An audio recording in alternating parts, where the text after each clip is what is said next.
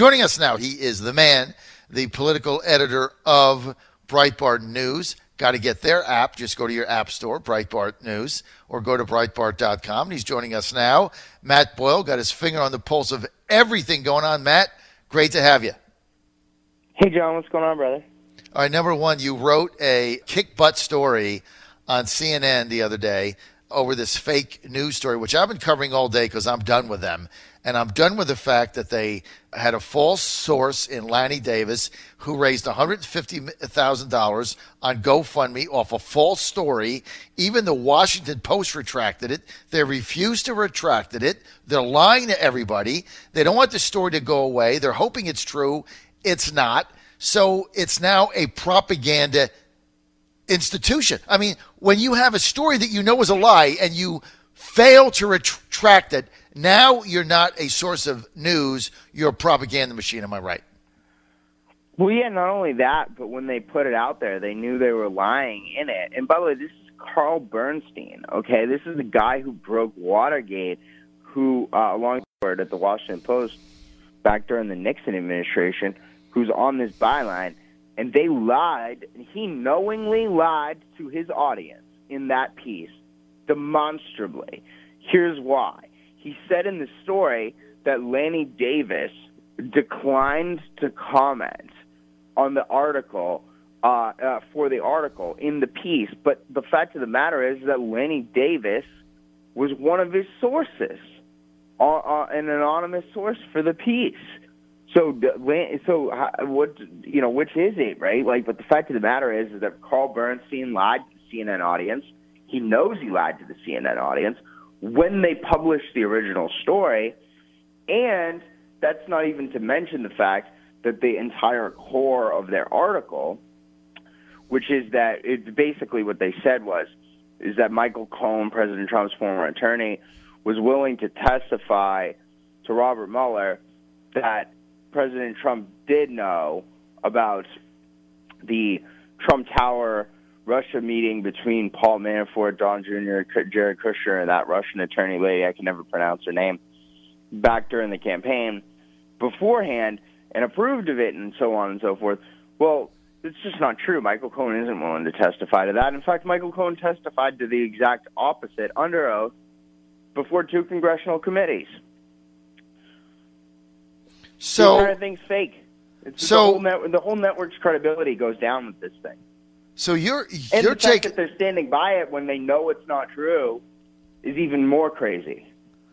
Okay, well, I've been focused on the latter of what you just said. That it's now not true because the source went on the record and said he made it up. Basically, that it's not true. That he was mistaken or he misspoke or whatever he said. Basically, Lanny Davis, who was the source, Cohen's lawyer, said, "Well, that's not really what happened. I just came out the wrong way." Anyway, he retracted it. But you're saying that CNN knew it was a lie when they promoted it. That's very different. Is that what I'm hearing? Yeah, they did. I mean, they said in their story, so the part of their story that said that Lanny Davis declined to comment was a lie, right? They don't know that the other part of it was a lie. Because, look, Lanny Davis was telling them that that's what happened, right? Like that Cohen was willing to testify to that, even though he wasn't. But the fact of the matter is that CNN has an obligation to the truth, right? Like to their audience, to ensure. Okay, so if they're going to report that 2 sources are telling them that Michael Cohen is going to testify to this, right? Like, or 3 sources or 15 sources. The question is Michael Cohen going to testify to that or not? Right? Like, so I can get 15 sources to tell me whatever I want, right? Like that, and they can too, okay? The question is are those sources telling the truth? And that's the real problem here, is that CNN is willing to lie and cite people who lie to them and never pay the consequences for that. That's the real problem here. They're literally willing to put out information that isn't true based off anonymous sources. And they proved it. And Carl Bernstein of Watergate fame is on that byline. So is Jim Sciutto, former Obama administration official, who's now CNN's chief national security correspondent. But the point is that the fact that these guys are willing to lie, and they know, and they're willing to put out information that they know is untrue, or that they aren't sure if it's true, that's provided to them by sources who are willing to mislead them, then that's just not journalism anymore. They surrendered that. They don't do journalism in CNN. It's pure propaganda. Yep. It's like Pravda. It's like, the Chinese news service. I mean, it's just propaganda. I mean, their blinding hatred for Trump has reached a crazed fever pitch that is now blinding all senses of reason. Look, Matt, both you and I'm former, you're current, are editors, were editors of major publications. And you do make mistakes, Matt. I mean, I've made them. I've approved stuff and then scratched my head, why did I do that? And found out that, the sources were not credible or whatever we did. And so you immediately, in our business, run a major retraction, right? And it becomes a one-day story. A correction, an apology. Yeah, you run a correction. I was in the newspaper business. You put it on the inside page 2, inside cover, page 2. You put a correction. I mean, it's a one-day issue. You screw up. But this isn't that. What this is not an honest screw-up. There's another thing here, too, right? Like, so when you're using anonymous sources, and this is okay. I'm okay with anonymous sources. I do it personally in my own byline. There's sometimes there calls for anonymous sources because sometimes you can't get an accurate view of something until such time as you're able to grant somebody anonymity, right? Like, so I'm not against anonymous sources, okay? I think there's a time and a place for it. I try not to do it unless I need to tell a story. But the point is that sometimes you have to do it. But the problem is that what we've seen is from the entire establishment media is that they abuse that, okay? And they don't make an effort to ensure that whatever they're so when you do use anonymous sources, you have an obligation as a journalist to a higher standard than if somebody's on the record in your story, right? Just because you have a source saying something doesn't mean you should report it. You have to be sure that it's true. Especially, you're putting your credibility on the line behind a story if you have an anonymous source. If you're using anonymous sources. So that's the thing. When Carl Bernstein and Jim Sciutto write a piece that says Michael Cohen is going to testify to X, and they are citing anonymous sources, they're putting their credibility personally.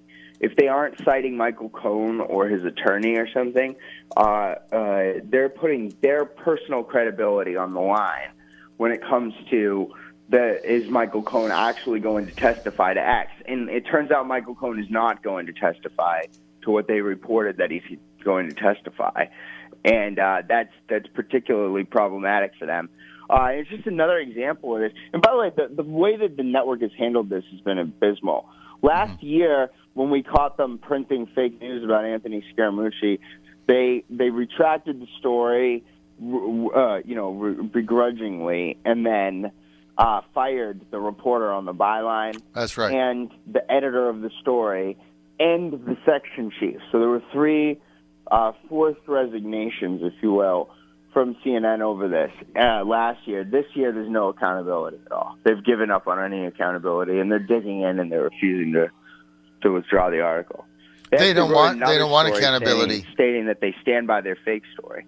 Right. Well, because, Matt, they don't want accountability now, and they don't want real news. It's turned into a propaganda network with a crazed, insane hatred of President Trump. And look, there's some business model that the CEO has. I mean, their CEO is not dumb. This is a seasoned executive from NBC who has been in the media industry a very long time and been very successful. So these guys don't get these jobs just based on anything but a solid resume and track record of financial performance.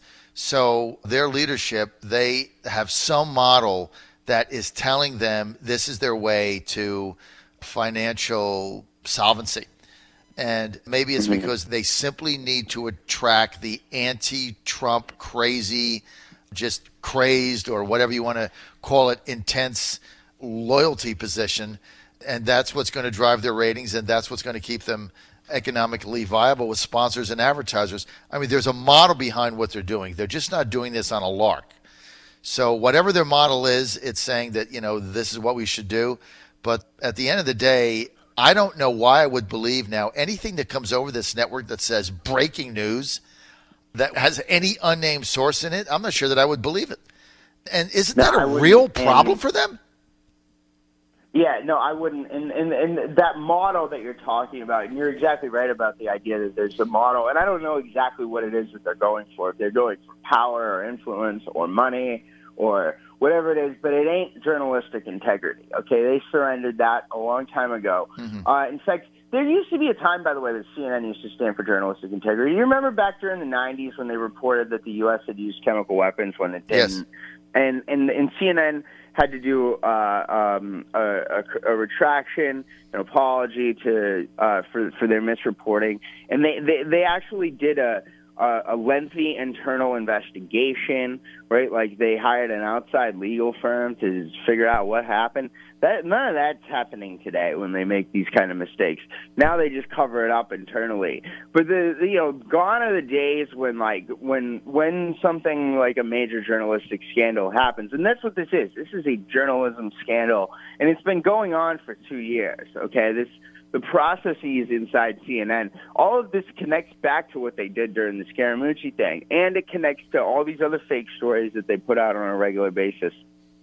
But this is a major journalism scandal, and the fact that CNN has not hired an outside counsel or brought in experts to do an investigation into this, and the fact that they aren't being transparent with their audience. Usually, major journalism scandals, the outlet will be transparent with their audience. Like, so for instance, when Stephen Glass happened with the New Republic itself actually took down Stephen Glass, right? Like they were after it came out and it was clear that what he was, they ran a series of articles themselves exposing Stephen Glass. When Jason Blair happened at the New York Times, the New York Times on its own front page apologized to its readers and exposed him. But when CNN engages in behavior that's far worse than both of those things combined, which is what they're doing right now, there is no effort to have accountability. There is no effort to be transparent. And the fact of the matter is, we now have one of the almost a god in the journalism industry, Carl Bernstein, the guy who alongside Bob Woodward broke Watergate, is now enthralled in this whole thing. He's ensnared in it. I mean, that's how bad this is at CNN. Their journalism scandal is just a disgrace to those who believe in honesty. It really is, and they should be ashamed of themselves. And I hope that one day or another they do bring in an outside counsel to handle the investigation and pledge to be transparent with the public and pledge to put forward a report with all of that outside counsel's findings. I don't know if they'll ever do that, but I hope that they will. John Fredericks Radio Network, trucking the truth across America, your Godzilla of the truth in Washington, D.C. Today we're with Matt Boyle. He's the executive political editor of Breitbart News. You can read Matt, go to Breitbart.com, download their app like I have on my phone, Breitbart News. Just go to the App Store, you can get that. Then you can sign up for their updates, which I get, and then you can highlight Matt. So if he does a story, you get like a super-duper double update, ringy-dingy, on your phone from Matt Boyle, and I always read his stuff. Matt, I tell you what, enjoyed having you on today. And the CNN thing, I am in agreement with you. I think it's one of those things that can really sink this entire network, because I don't care what side of the aisle you're on, unless you're looking for pure propaganda, like The Onion, right? Unless you're looking for a source of so-called information that is going to push out things that are fake in order to sell you an ad or something, unless that's what, if you're looking for anything credible, CNN simply no longer is going to pass the test. I think this is really going to hurt them. I think it's going to hurt them with their advertisers. You can't trust CNN. They've demonstrated now that they're willing to lie to their audience and that they're willing to push out fake news for whatever purposes and stand by it. And it's just troubling. It's really bad. I think CNN destroyed its credibility. And I do. A semblance of it. I don't think they're getting it back. Okay, let's comment. Ron DeSantis, big win yesterday. The president backed him. When the president weighed into December, he was at 8%. Putnam at 53, beats him by 20 points. Putnam, the establishment candidate. What do you think?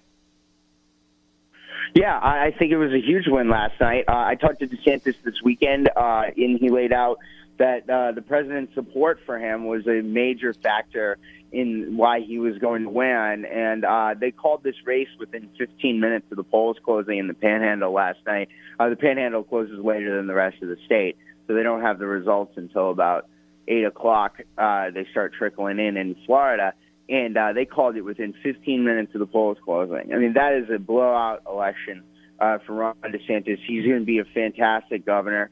And he's going up against this radical socialist who ended up defeating the Democrat establishment candidate down in Florida, this Andrew Gillum guy. And so I think as more comes out about his government being under FBI investigation in Tallahassee, I mean, literally, he's under a cloud of FBI investigation, and he's a radical leftist socialist who doesn't believe in borders.